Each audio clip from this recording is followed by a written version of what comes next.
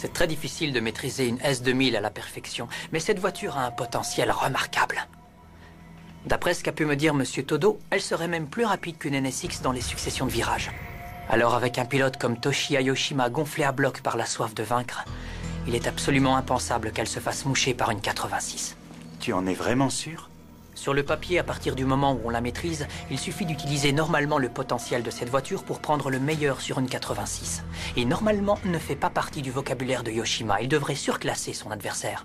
J'ai envie de croire que cette deuxième manche va venir confirmer la théorie. Même si au fond de moi j'ai bien conscience que pour le coup, la logique ne s'applique pas à cette course.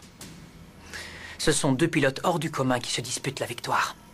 Oui, et surtout le pilote de la 86, c'est presque un extraterrestre. Il possède un don, une espèce de sixième sens que seuls ceux qui l'ont affronté peuvent cerner. Et comme si ce n'était pas suffisant, ce gars est en parfaite harmonie avec sa voiture. C'est triste à dire, mais on croirait qu'il est né pour conduire une 86.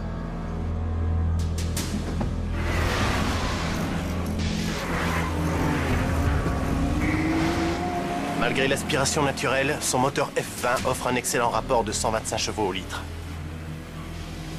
Ce moteur VTEC développe une telle puissance qu'il pourrait presque faire pâlir les moteurs de voitures pro. C'est un atout indéniable et une menace pour Fujiwara.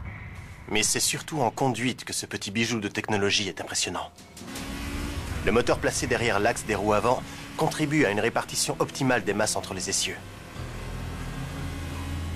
Sa carrosserie ultra résistante en AX Bone Frame en ferait presque oublier que c'est une décapotable.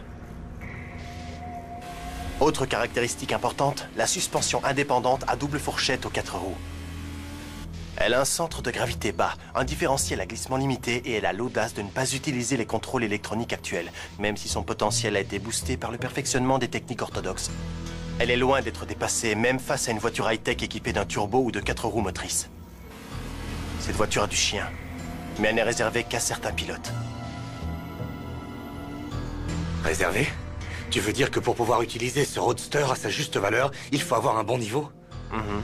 Ou formulé différemment, le privilège de le conduire n'est accordé qu'à une poignée d'élus extrêmement doués, à ceux qui sont capables de pousser cette mécanique dans ses derniers retranchements.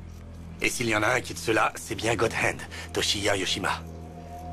Fujiwara est décidément tombé sur un adversaire redoutable.